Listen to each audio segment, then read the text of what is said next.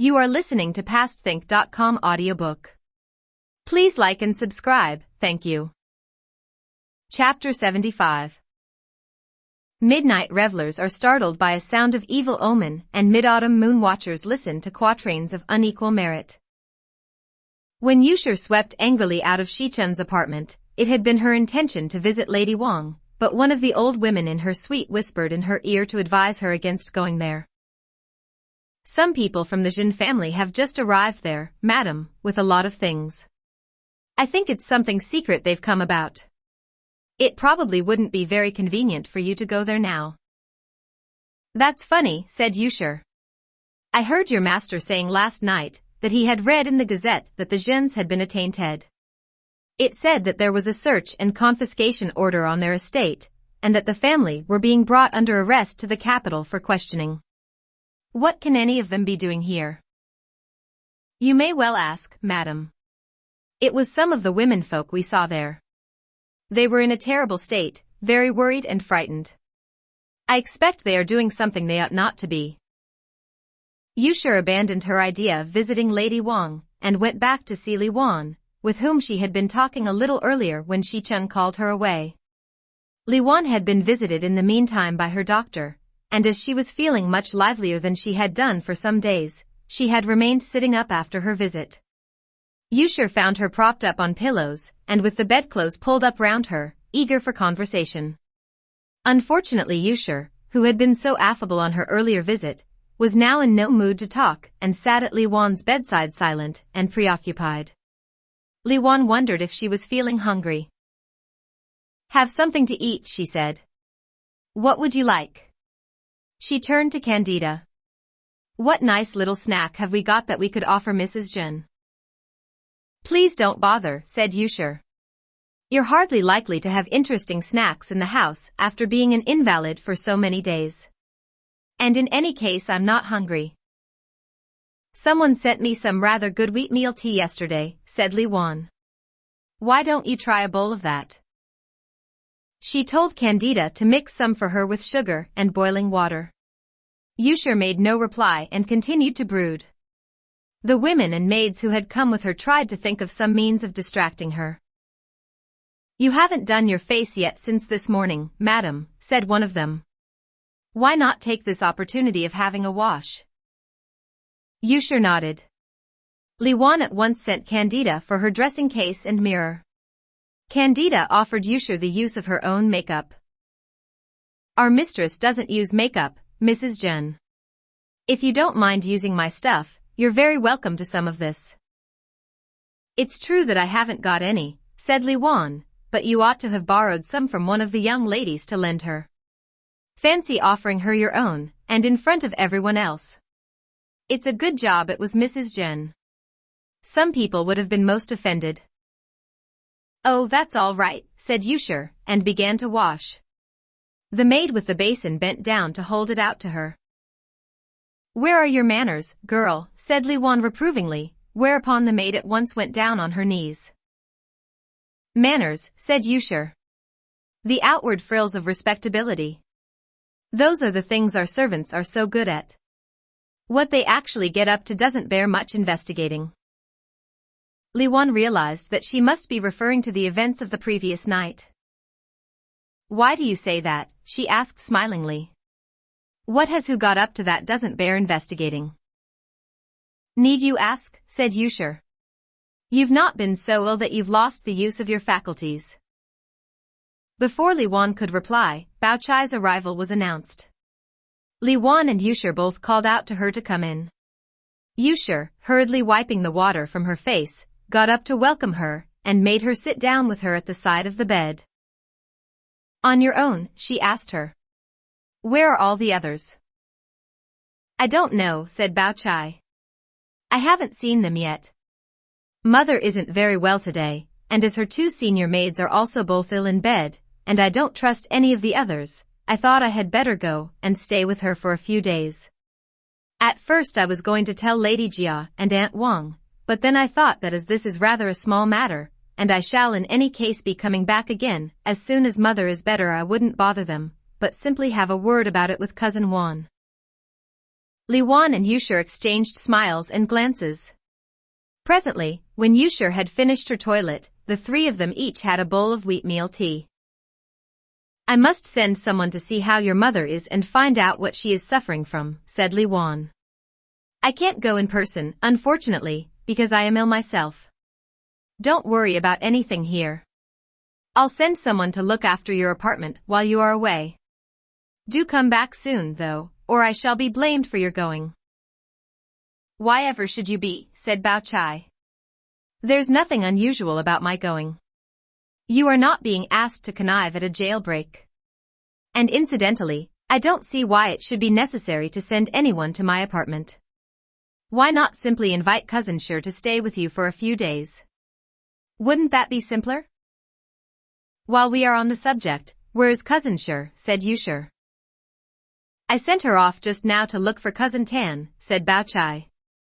"She was to bring Cousin Tan here so that I could explain to her about going to Mother's too." By coincidence Miss Sher and Miss Tan were at that very moment announced. As soon as they were seated, Bao Chai told Tan Chun about her intention of moving outside for a few days to look after her mother.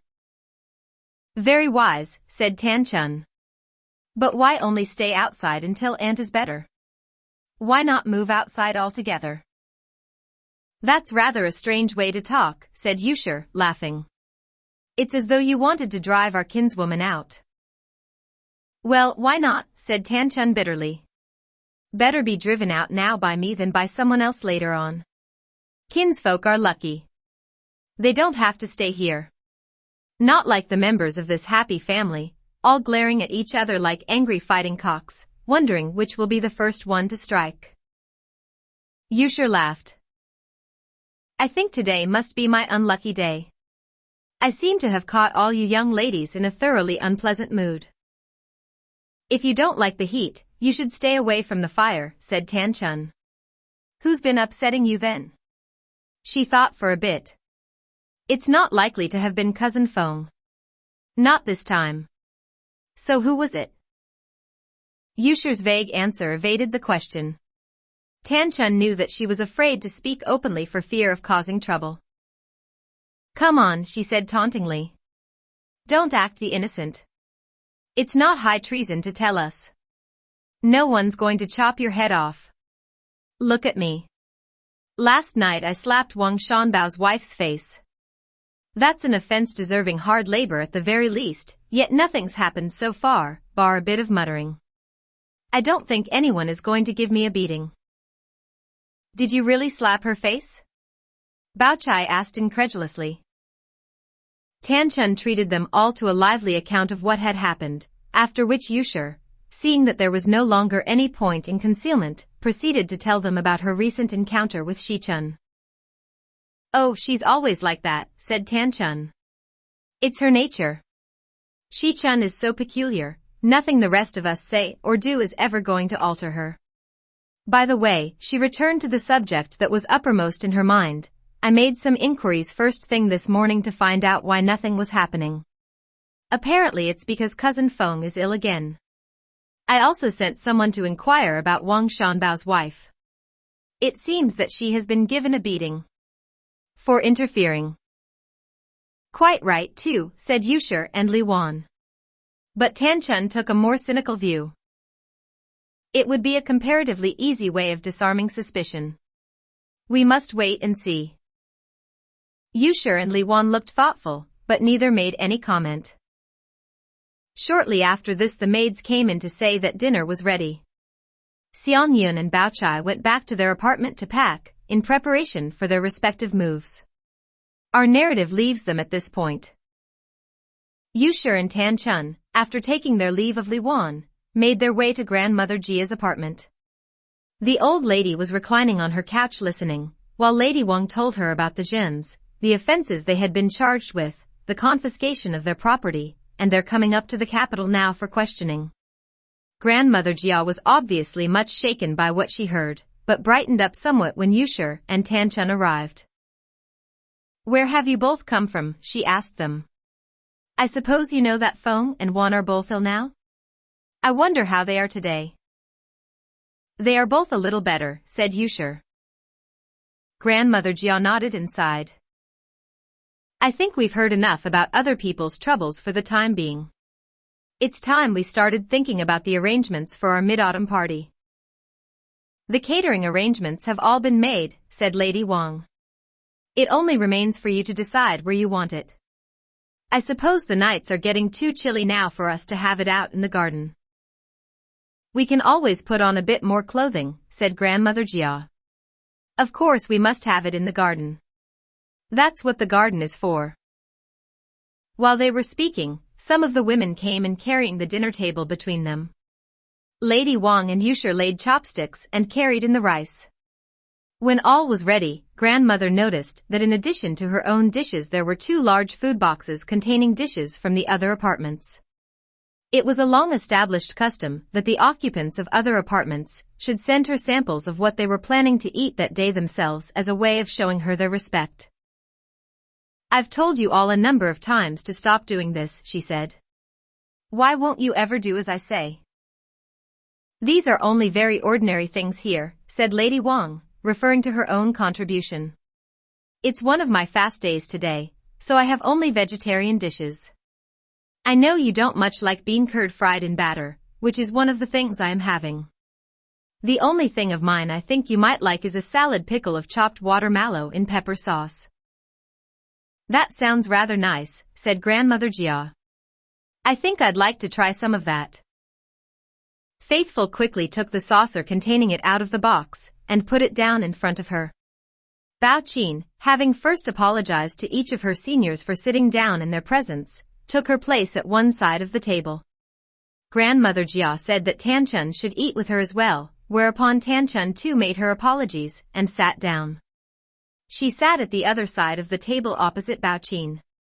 Scribe quickly fetched her a bowl and chopsticks. Meanwhile Faithful was pointing out the other dishes to Grandmother Jia. I can't make out what these 2 here are. They are from Surshi. The stuff in this bowl is creamed chicken and bamboo. It's from Mr. Zhen. She brought the bowl of sliced bamboo shoot over and put it down on the table. Grandmother Jia made a couple of dips into it with her chopsticks. She ordered all the other dishes to be taken back to their senders. Tell them thank you very much, I've tried some, but not to send things to me anymore. If I ever want anything, I shall let them know. The women made some reply and went off with the boxes. Now bring me my rice gruel, and I'll have a bit of that, said Grandmother Jia. Yusher stepped forward with a bowl of gruel. It was made with red emperor rice, she told her. After drinking about half of it, Grandmother Jia ordered the other half to be taken to Shifeng. She pointed to one of the dishes. And this is for Patience. She turned to Yusher. I've finished. Now you can eat. Thank you, said Yusher, but waited all the same until the old lady had rinsed her mouth and washed her hands and was walking up and down on Lady Wang's arm for her digestion before she begged to be seated. By this time Cao Xueqin and Tanchun had finished eating. They got up as Yusher sat down, excusing themselves from keeping her company while she ate. Oh, said Yusher, I'm not used to eating at a big table like this all on my own. Faithful and Amber can eat with you for company, said Grandmother Jia. Good, said Yusher. I was about to suggest that. I like to see people eating together, said Grandmother Jia. She pointed to Butterfly. Now here's a good girl. Why shouldn't she eat with you as well? Go on, child. Go and eat with your mistress. As long as you are here with me, it doesn't matter if you break the rules for once. Come on, said Yusher to the maid encouragingly. Don't pretend to be bashful. Grandmother Jia stopped walking up and down, and stood with her hands clasped behind her back to watch them eat. It suddenly struck her that the rice being served was the plain white rice normally eaten by the servants, and that Yusher, too, was eating it. Why are you giving Mrs. Jin this stuff? She asked them. There isn't any of your old ladyship's rice left, said the maids. You had an extra young lady eating with you today, don't forget. Meals are made to measure nowadays, said Faithful. We can't afford to be extravagant the way we used to be. There have been so many floods and droughts during the past few years, said Lady Wang. Our farms haven't been able to make up their quotas. These special kinds of rice are particularly hard to come by. We have had to start rationing them rather carefully. Even the cleverest housewife can't make rice gruel without rice. Grandmother Jia quoted the proverb amidst general laughter. Faithful turned to address the women waiting outside the door.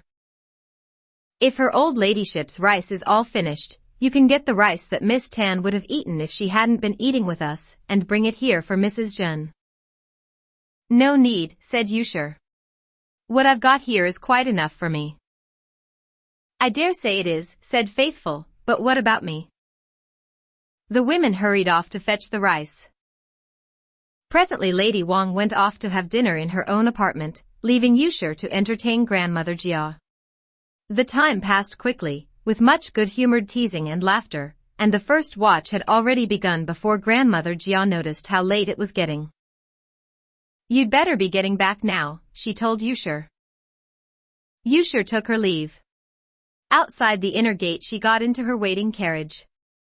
Her women pulled the blind down, then, taking all the maids with them except Butterfly, who was riding in the carriage with her mistress, hurried on ahead so that they could be waiting for Yusher when she arrived in the other mansion.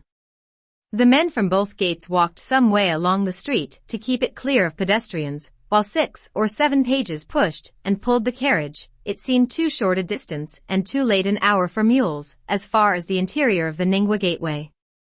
Though the pages retired, old women came forward and raised the blind, and Butterfly dismounted and helped out her mistress. Yusher noticed that there were 4 or 5 large carriages waiting below the stone lions, which flanked the gate, and commented to Butterfly on their presence. I wonder how many horses there are in the stables.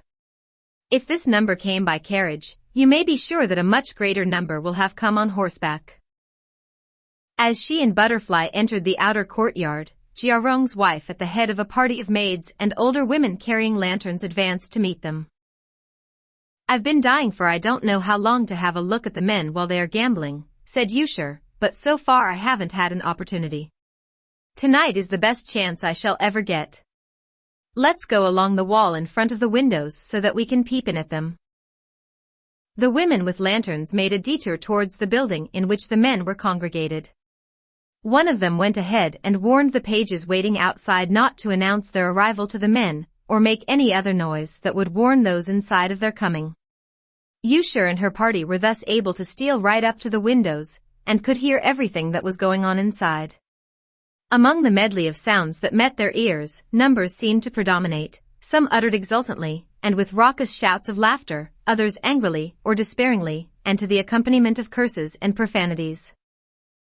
Cousin Jin had found the ban on amusements during the seemingly interminable period of mourning for Jia Jing, which convention imposed on him extremely irksome.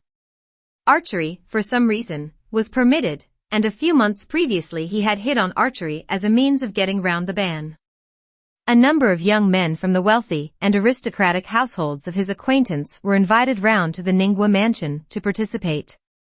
Shooting was to be competitive. Random shooting is quite useless, he explained to them. You not only don't make any progress, it actually spoils your form. You've got to have incentives of some kind to keep you on your toes, and the best way of doing that is to bet on something. Butts were set up in the shooting gallery below the Celestial Fragrance Pavilion, and every day after lunch the young men came along to compete. Since, as bereaved son, it would have been unseemly for Cousin Jin himself to have been named in this connection, the nominal convener and organizer of these gatherings was Jiarong. All those invited were rich, profligate, dashing young fellows, accustomed to spending their time in cockfighting, dog racing, and even more questionable amusements. After some discussion it was decided that the responsibility for providing dinner after the day's archery should fall to each one of them in turn. It became a point of honor to make these dinners as lavish as possible, so that the daily junketings at Ningwa House came more and more to resemble the diet of Lintong in the well-known play of that name, except that whereas Duke Mu's princely guests competed in the bravery of their commanders and the magnificence of their regalia, It was in the skill of their chefs, and in masterpieces of culinary art, that the members of the Ningwa Archery Club strove to outdo each other. When this had been going on for a couple of weeks or so, Jiazheng and Jiaxi got to hear about it.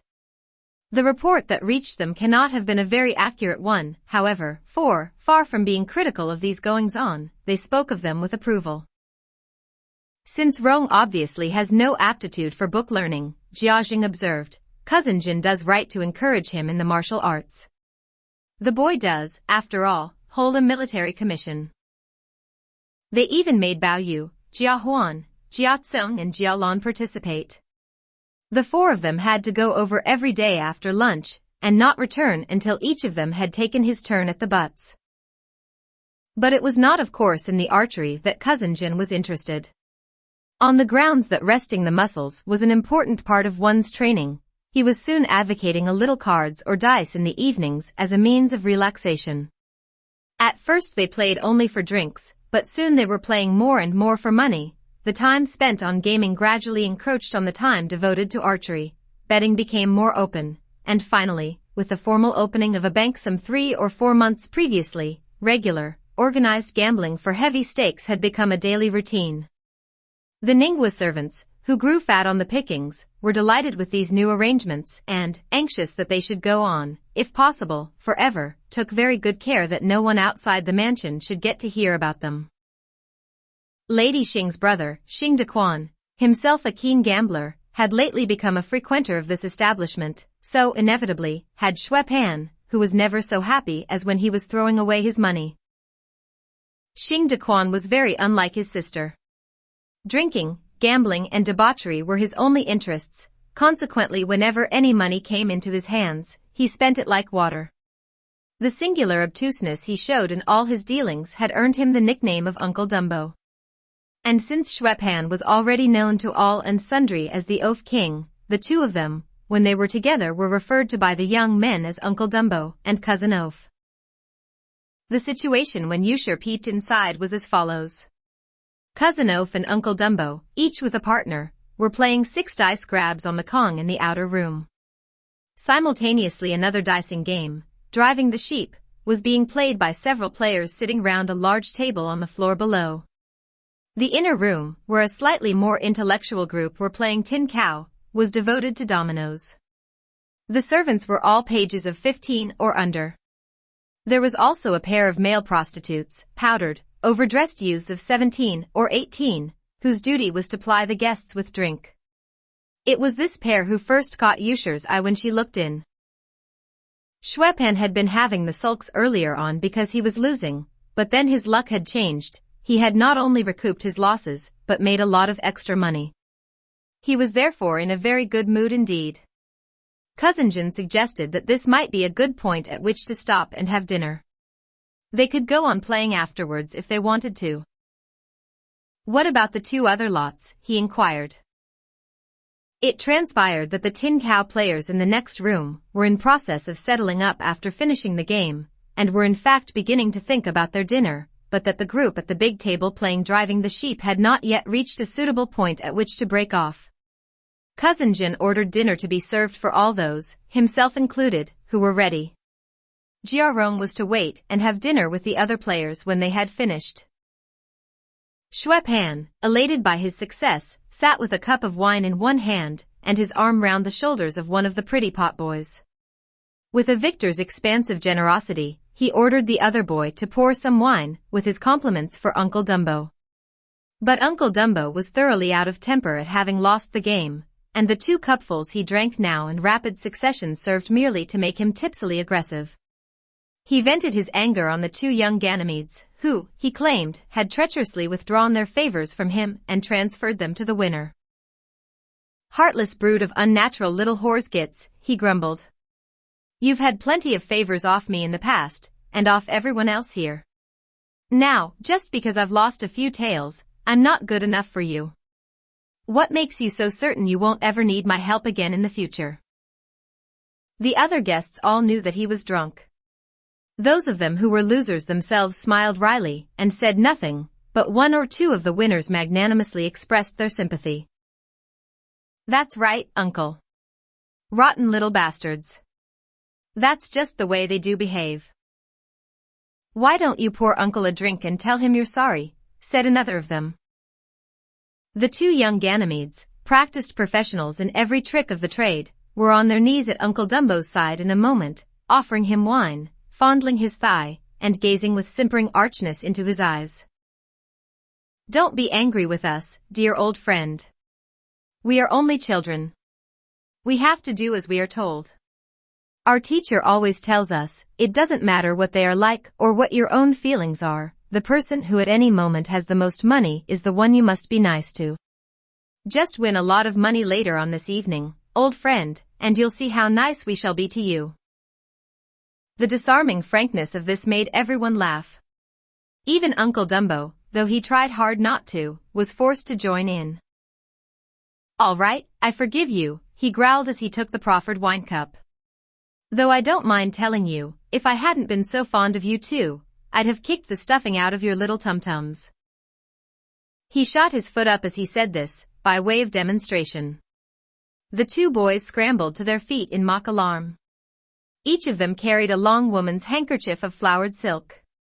With mincing gestures, still holding their handkerchiefs in their hands, they guided the wine cup towards his lips. Uncle Dumbo's loud gurgles of delight were briefly interrupted while he threw his head back and drained the cup. Then, still laughing, he pinched their cheeks. Little dears, he said. How I loves them.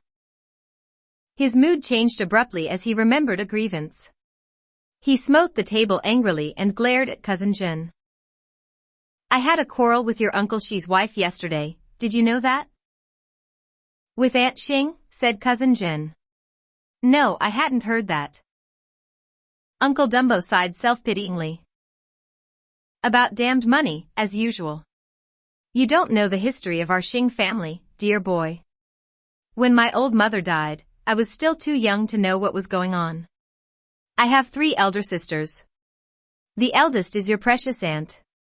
When your aunt married, she took everything we had with her. Everything. My second sister had to marry without a dowry. She and her husband are paupers. My third sister is still unmarried. She lives on a pittance paid out to her by that old bitch, Wang Shanbao's wife, who has charge of all our money. Well, I went along yesterday to ask her for a few coppers. Not Jiao money, mind you, our Xing money is good enough for me. But would she give me any? Not she. And that's the reason why I get treated by you lot like a poor relation.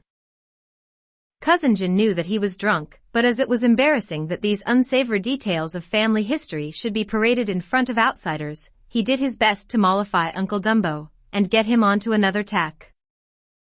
All this was clearly audible to Yusher outside. Did you hear that? She whispered to Butterfly, who was standing beside her.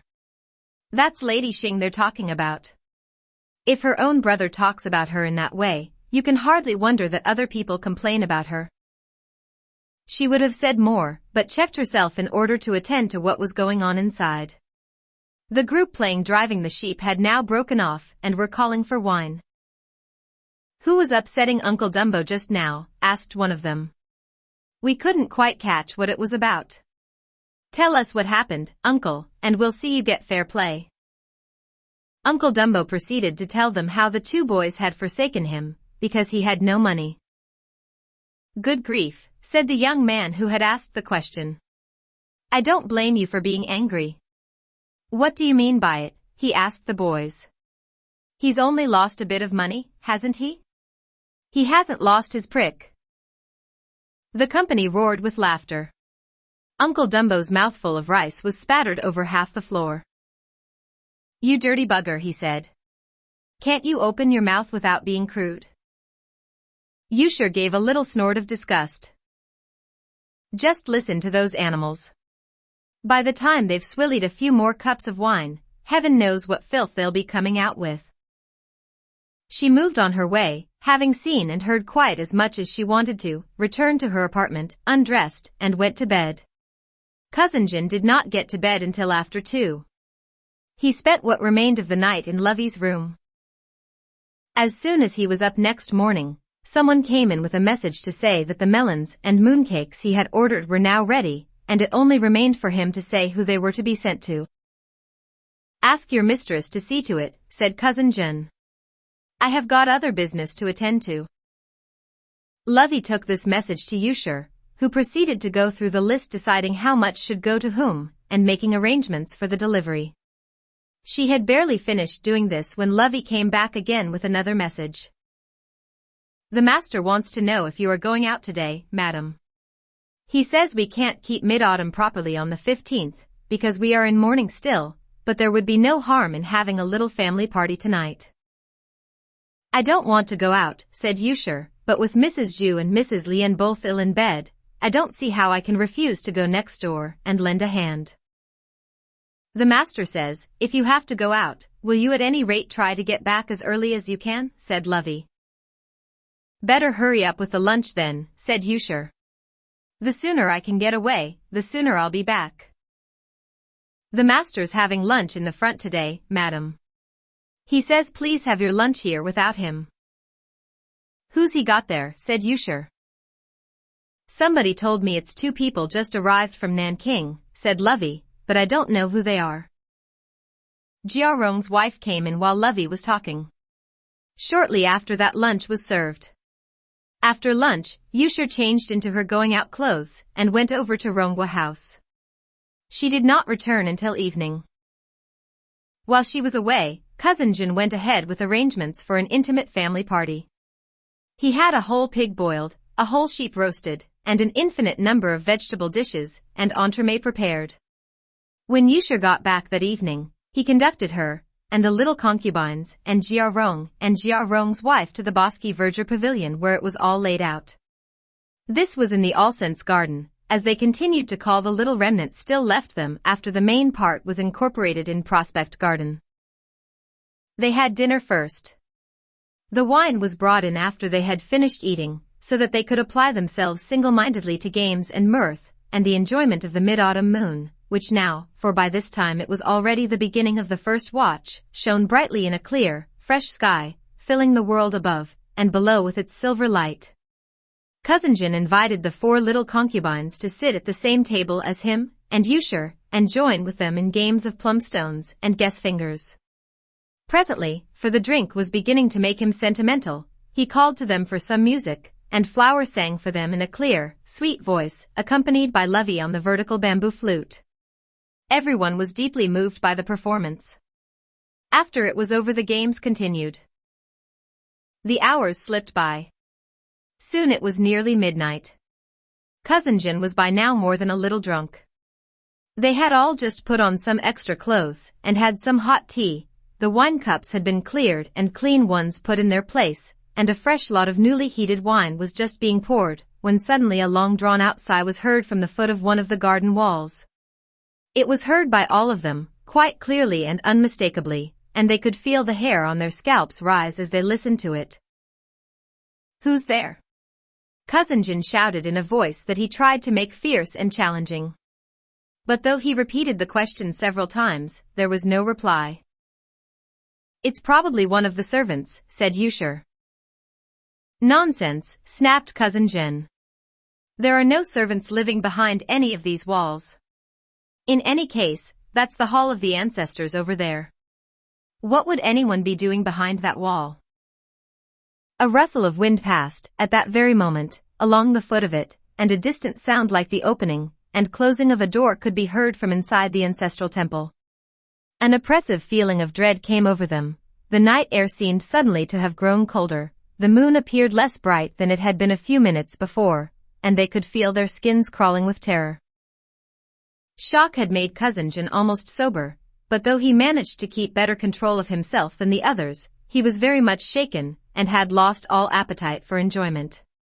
Nevertheless, he forced himself and the others to sit a little longer before retiring finally to bed. He rose quite early next morning.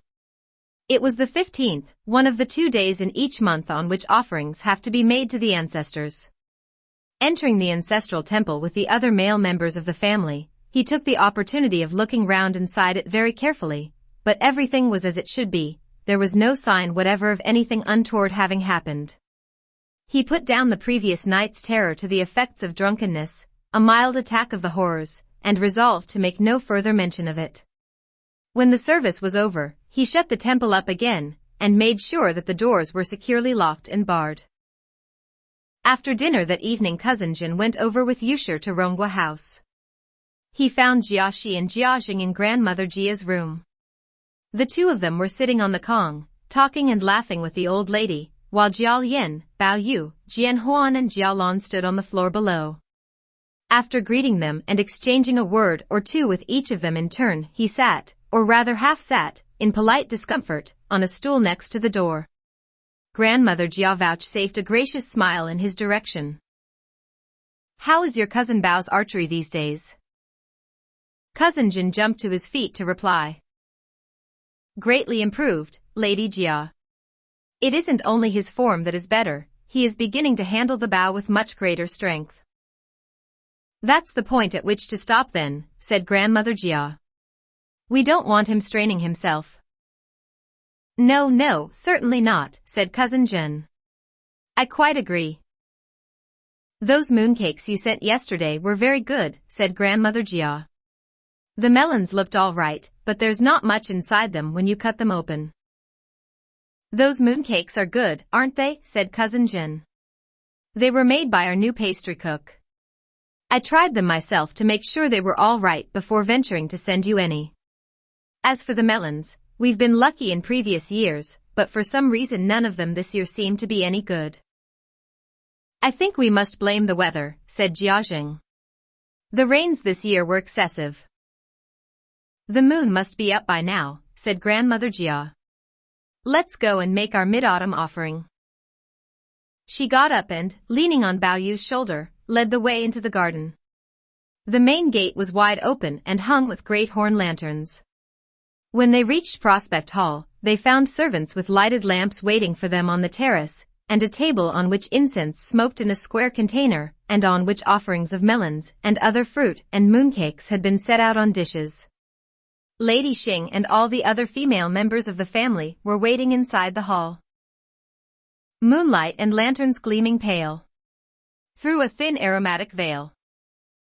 It was indeed a scene of indescribable beauty. A carpet for kneeling on had been laid on the terrace at the foot of the table on the side nearest the hall. Grandmother Jia washed her hands, lit some sticks of incense, knelt down on the carpet, bowed down, and offered up the incense. The others followed her example. "The best place for enjoying the moon from is the top of a hill," she told them when they had finished. She suggested the pavilion on the summit of the Master Mountain behind Reunion Palace, of which Prospect Hall was a part, as the place to have their party. The servants at once went off to make it ready. Meanwhile Grandmother Jia sat talking with the others inside Prospect Hall, resting and drinking tea. Presently the servants came back to report that the mountaintop pavilion was now ready. The old lady stood up again and, supported on either side by her maids, prepared to make the ascent. "I'm afraid the moss on the steps might make them rather slippery," said Lady Wang. "Wouldn't it be better if you went up in a chair?" "The servants sweep them every day," said Grandmother Jia.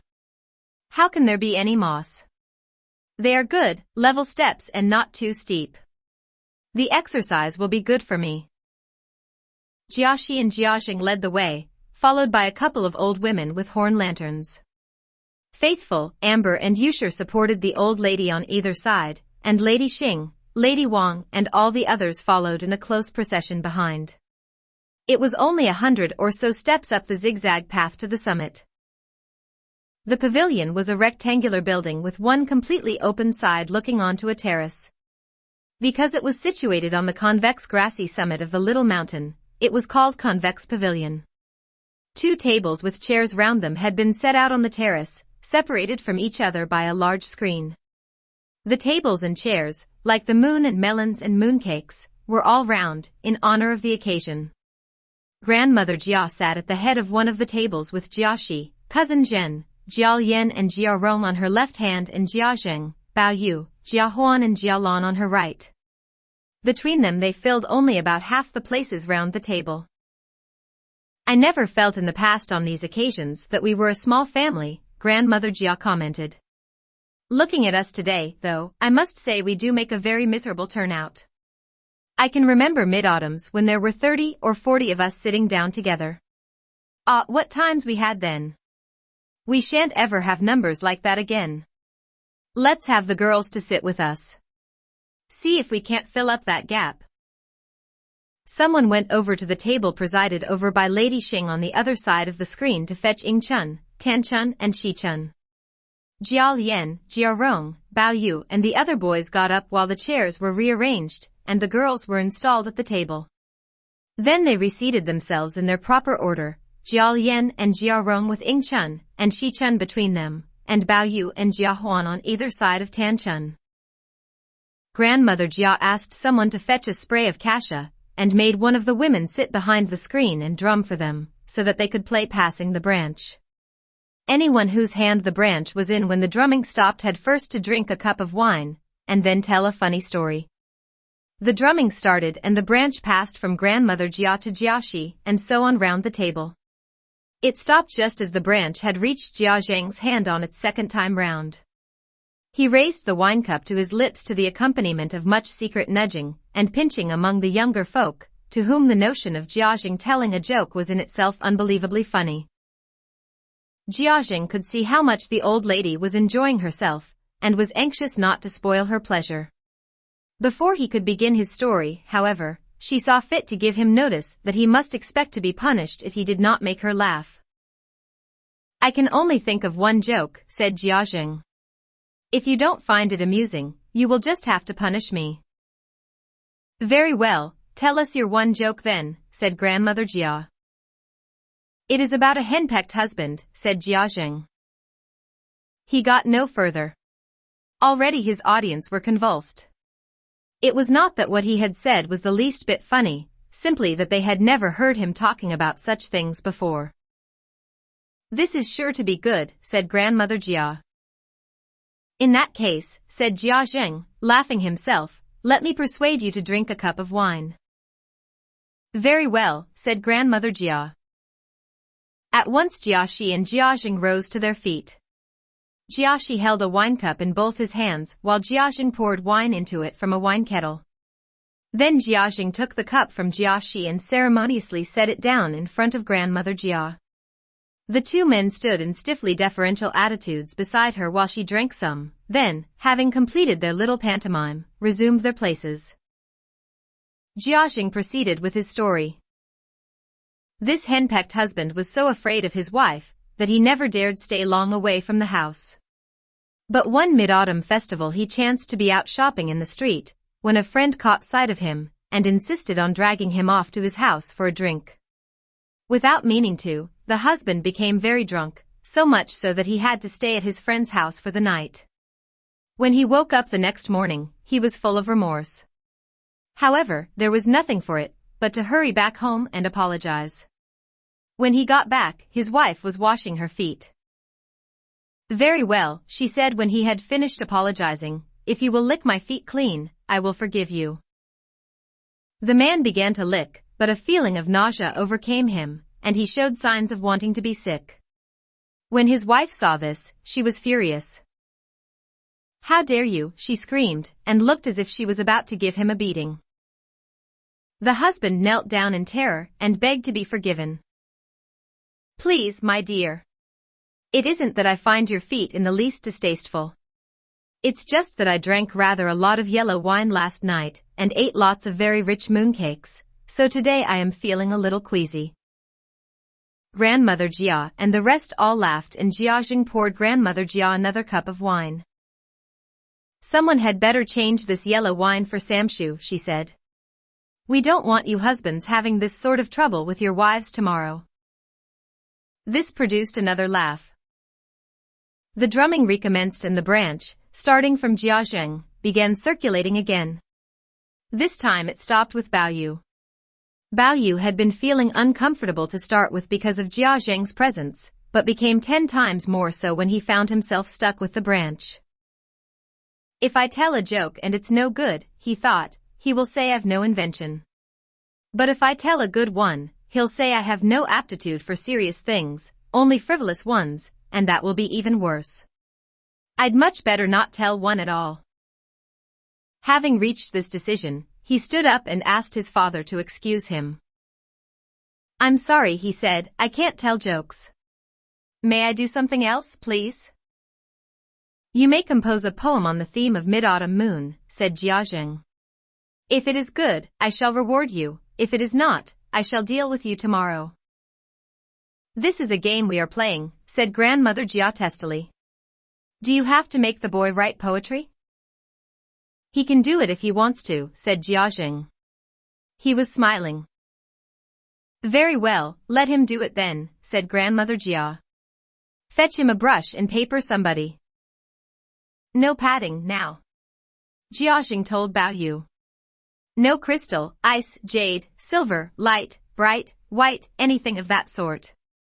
I want something original that will give me some idea of what you have been doing with your mind during this past year or two. Bao Yu found these injunctions by no means uncongenial, and having succeeded, in quite a short time, in thinking of a quatrain, he wrote it out and handed it to his father. Jiazheng said nothing, but was observed to nod after he had finished reading it, which Grandmother Jia interpreted to mean that he could not have found the poem too bad. Well, she asked him.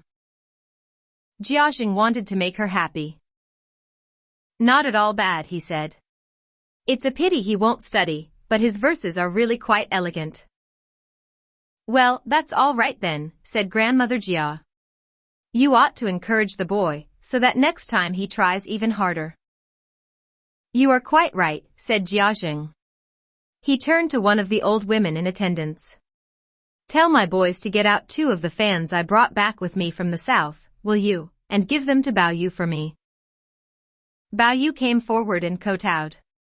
After he had gone back to his seat, the game continued. This time the branch stopped in Jiaxi's hand. He drank his wine and then told the following story. This one is about a dutiful son whose mother was ill. He tried everywhere to get a doctor for her, but couldn't find one, so in the end he was reduced to calling in an old woman who practiced acupuncture.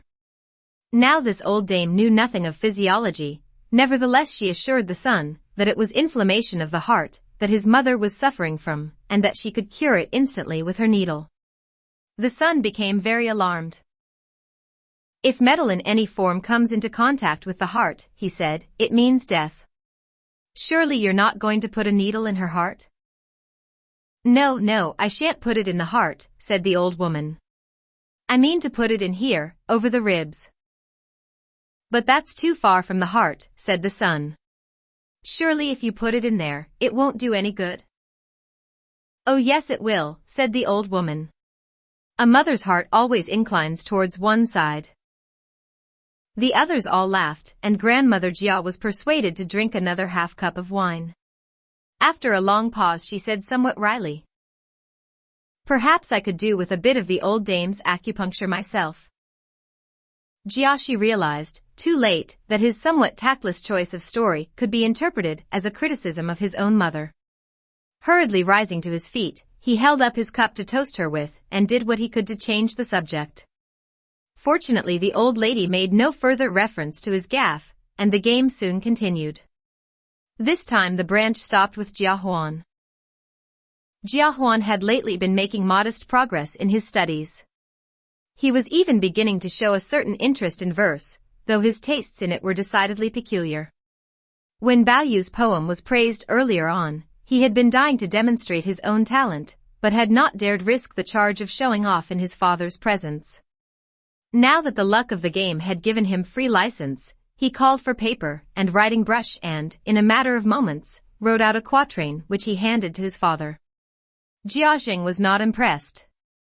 It was a somewhat weird little poem, and whatever advances Jia Huan might lately have made in his schoolwork, they certainly did not reveal themselves in his choice of words.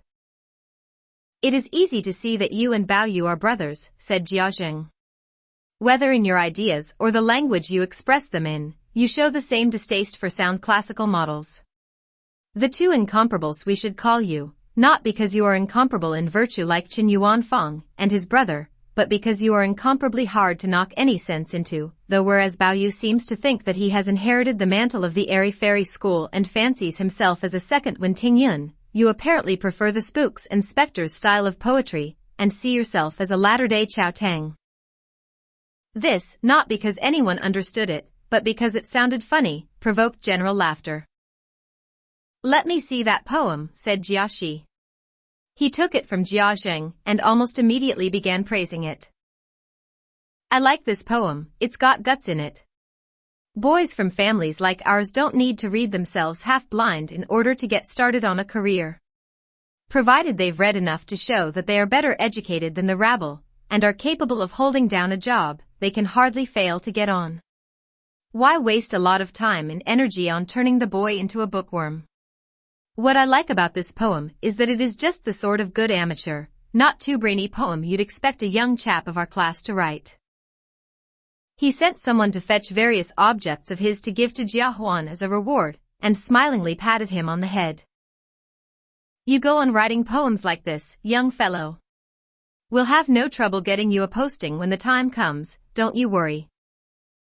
Jiaxing protested. "Whatever you think of the poem, it hardly justifies talking in this way about the boy's future."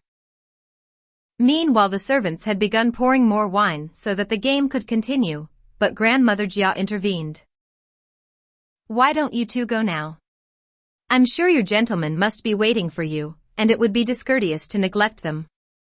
Besides, it must be all of 10 o'clock, and if you go now it will give the children a chance to enjoy themselves unconstrainedly for a while before they go to bed." The two brothers at once got up to go, and after a parting cup offered to them on behalf of all the rest, they went off, taking Cousin Jin and Jiao Lian with them, but leaving Bao Yu and the two younger boys with the womenfolk. What happened after their departure will be related in the following chapter.